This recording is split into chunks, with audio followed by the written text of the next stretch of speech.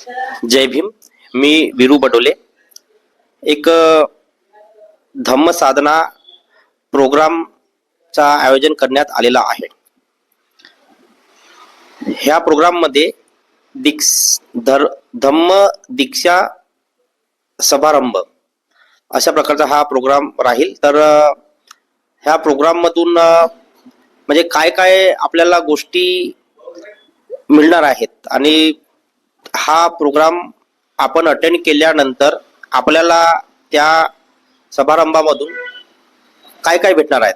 तर याची जे सविस्तर जे चर्चा आहे किंवा जे होणारे जे बेनिफिट्स आहेत हे अशोकजी लांजेवार जे नायब तहसीलदार होते, माजी नायब तहसीलदार, हे तुम्हाला सगळं जे इन्फॉर्मेशन आहे हे तुम्हाला सांगतील. सर्वांना माझा सप्रेम जय भीम, नमो बुद्धाय. आता जसं बडोलेजींनी आपल्याला सांगितलं की 1 फरवरी 2026 रविवारला धम्मसाधना बौद्ध विहार संदडच्या भव्य पटांगणावर तालुका बौद्ध समाज संघ सडक जिल्हा गोंदियाच्या वतीनं आपण त्या ठिकाणी धम्मदीक्षा समारंभाचा कार्यक्रम आयोजित केलेला आहे. ही धम्मदीक्षा पूजनीय भदंत ज्ञानज्योती महाथेरो यांच्या हस्ते या ठिकाणी होणार आहे. आणि ज्यांना जसा प्रश्न पडतोय की ही धम्मदीक्षा कशासाठी, तर आपल्या सगळ्यांना माहित आहे की बोधिसत्व डॉक्टर बाबासाहेब आंबेडकरांनी आपल्याला 1956ला धम्मदीक्षा दिली. तरी पण आता हे परत धम्मदीक्षेच्या समारंभाची कार्यक्रमाची काय आवश्यकता आहे. तर महत्वाची गोष्ट अशी आहे की बाबासाहेबांनी आपल्याला धर्मदीक्षा दिली तेव्हापासनं आपले जे आजे पंजोबा आहेत त्यांनी ते दीक्षा घेतली आणि बौद्ध संस्कृतीनुसार आपले सगळे कार्य होतात. म्हणजे तुमचे बौद्ध संस्कार म्हणजे तुमचा जन्मसंस्कार आहे, त्यानंतर तुमचा मृत्यू संस्कार आहे, लग्न संस्कार आहे, तुमचं गृहपूजा पाठ आहे. ह्या सगळ्या गोष्टी आपण बौद्ध संस्कारानुसार करतोय. पण आता तुम्हाला माहित असेल की आपण सगळं बाबासाहेबांनी दीक्षा दिल्यानंतर बौद्ध संस्कार विधीनुसार आपलं सगळं कार्य चालते, आपले संस्कार आहेत. पण काय आपल्याला आपल्या रेकॉर्डवर आपला बौद्ध म्हणून अशी नोंद आहे तर निश्चितच नाही. कारण तुम्ही तुमच्या घरी जाऊन तुमच्या कास्ट सर्टिफिकेटवर, तुमच्या लिव्हिंग सर्टिफिकेटवर, शालेय प्रमाणपत्रावर बघा तर अजूनही आमची जात तुमचीच नाही तर माझी पण सुद्धा अजूनही महार आणि हिंदू असं लिहिलेलं आहे. आणि म्हणून तुम्हाला काय आता ते हिंदू बौद्ध करावंसं वाटत नाही, सगळ्यांनाच करावंसं वाटते. बरोबर आहे. आणि म्हणून आता जर तुम्हाला तुमचे जे हिंदू धर्म बदलून तुम्हाला जर बौद्ध करायचं असेल तर त्यासाठी एक प्रोसिजर आहे जी तुम्हाला करावी लागते. आणि जी प्रोसिजर करताना तुम्ही बौद्ध असल्याचा प्रमाणपत्र त्या ठिकाणी द्यावं लागतो. आता हे बौद्ध असल्याचं प्रमाणपत्र तुम्ही कुठून मिळवणार, तर त्याच्यासाठी तुम्हाला धर्मदीक्षा घ्यावी लागते. आणि ते धर्मदीक्षा घेतल्याच्या नंतर तुम्हाला त्याचं प्रमाणपत्र मिळतोय. आणि म्हणून तुम्हाला हा बौद्ध धर्म करण्यासाठी म्हणजे हिंदूंचं बौद्ध करण्यासाठी तुम्हाला ज्या दीक्षा प्रमाणपत्राची आवश्यकता आहे तो प्रमाणपत्र देण्यासाठीच हा कार्यक्रम आहे. आणि म्हणून असं मला सगळ्यांना असं आवाहन करावंसं वाटतंय की ज्या सगळ्या लोकांना असं वाटतंय की माझं महार हिंदू आहे त्याऐवजी मला महार बौद्ध करायचं आहे, असं ज्या सगळ्या लोकांना वाटतंय त्या सगळ्या लोकांनी आम्ही एक आवेदन पत्र म्हणून दिलेलं आहे. ते आवेदन पत्र आपण सगळ्यांनी भरून घ्यावं. आणि ते आवेदन पत्र भरल्याच्या नंतर तुम्हाला त्या ठिकाणी धर्मदीक्षा घेता येईल. आणि ही धर्मदीक्षा घेतल्याच्या नंतर लगेच तुम्हाला त्या ठिकाणी प्रमाणपत्राचं वाटप करण्यात येणार आहे. आणि हे प्रमाणपत्र वाटप झाल्याच्या नंतर तुम्ही आपला धर्म या प्रमाणपत्राच्या आधारे गॅजेट नोटिफिकेशन मध्ये प्रसिद्ध करून त्याची प्रोसिजर करून तुम्ही बदलू शकताय. आणि सर दुसरा क्वेश्चन मला आला आहे की आता जे जनगणना होणार आहे तर त्या जनगणनेमध्ये आपण जो आपला जो धर्म आहे हा बौद्ध धर्म आपण लिहू शकतो का त्याच्यामध्ये, म्हणजे मेन्शन होऊ शकते का? हा जो प्रमाणपत्राचा जर रेफरन्स आपण जर दिला तर नक्कीच. जर पुढील जी जनगणना होणार आहे तर त्यामध्ये तुम्हाला आपला जात महार धर्म हिंदू ऐवजी बौद्ध असं सांगायला तुम्ही पाहिजे. आणि ते तुम्ही सांगावं आणि बौद्ध म्हणून अशी नोंद करावी. यासाठी की आपण पूर्वीची जनगणना केली त्यामध्ये असं होतं की बौद्ध धम्मामध्ये कुठल्याही प्रकारची जात नाही आणि त्याच्यामुळे तुम्हाला जात बौद्ध आणि धर्म बौद्ध असं करावं लागत होता.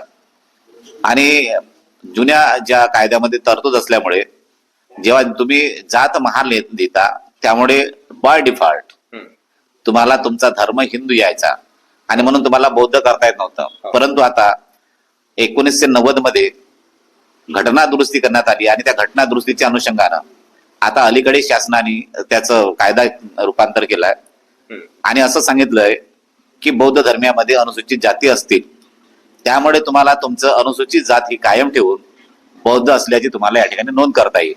जेव्हा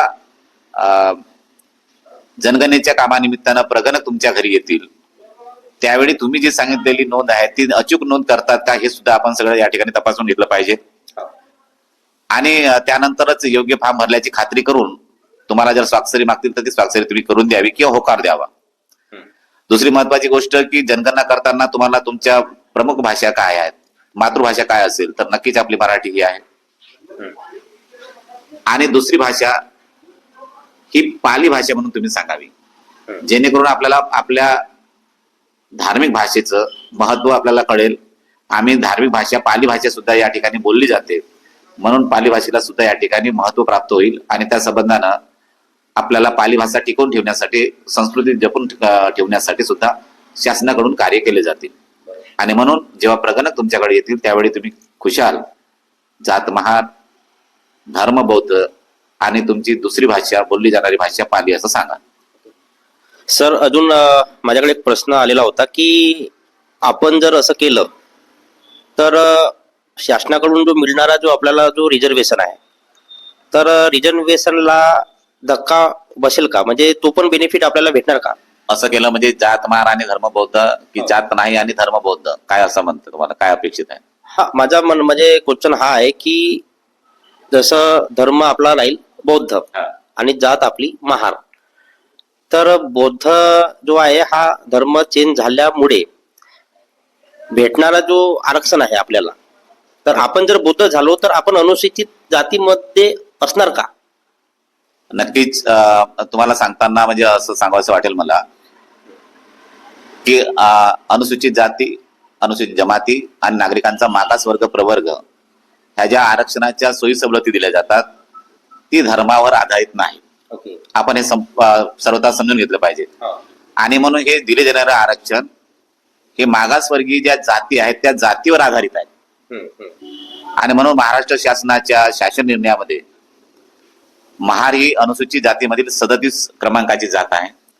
त्यामुळे तुम्ही तुमची जात महार लिहिली तर तुम्हाला निश्चितपणे अनुसूचित जातीचे असणारे सगळे आरक्षणाचे फायदे या ठिकाणी मिळतील. आणि दुसरी महत्वाची गोष्ट अशी की जेव्हा तुम्ही तुमचा धर्म बौद्ध लिहिता तर बौद्ध हे धर्म अल्पसंख्याक मध्ये येते. म्हणजे जसे अल्पसंख्याक म्हणून जसं ख्रिश्चन आहेत, मुस्लिम आहेत आणि बौद्ध आहेत, तर यांना अल्पसंख्याक म्हणून गणल्या गेलेलं आहे. आणि अल्पसंख्याकचे मिळणारे फायदे हे धर्मावर आधारित आहेत. त्याच्यामुळे तुम्हाला बौद्ध धर्म लिहिला तर तुम्हाला अल्पसंख्याकाचा फायदा घेता येईल. आणि महार ही जात अनुसूचित जातीमध्ये असल्यामुळे तुम्हाला तुमच्या कुठल्याही प्रकारचं आरक्षण किंवा कुठल्याही प्रकारच्या तुमच्या असणाऱ्या शासकीय सोयी सवलती या ठिकाणी तुम्हाला गमावणार येणार नाही, सगळ्या तुम्हाला त्या प्राप्त होतील. ओके. तर साहेबांनी बरीच माहिती दिलेली आहे आणि मी सर्वांना विनंती करतो की हा व्हिडिओ तुम्ही शेअर करा, जास्तीत जास्त लोकांना शेअर करा, कारण हा खूप महत्त्वपूर्ण व्हिडिओ आहे. कारण अशा प्रकारची जो प्रोग्राम आहे आजपर्यंत कुणी सांगितला नाही आणि कुणी अरेंजमेंट केलेला नाही आहे. तर याच्यापासून मिळणारे जे आपल्याला बेनिफिट्स आहे आणि सामाजिक परिवर्तन जो आहे याच्यामधून निश्चितपणे होईल. तर आपण बौद्ध झाल्यानंतर आपल्याला जे मिळणारे बेनिफिट्स आहेत ते साहेबांनी समजून सांगितलेले आहेत. आणि मी आवाहन करतो सर्व जनतेला की जास्तीत जास्त लोकांनी 1 फेब्रुवारी 2026 ला ह्या कार्यक्रमाला आवर्जून उपस्थित दर्शवावी. धन्यवाद. जय भीम. जय भीम.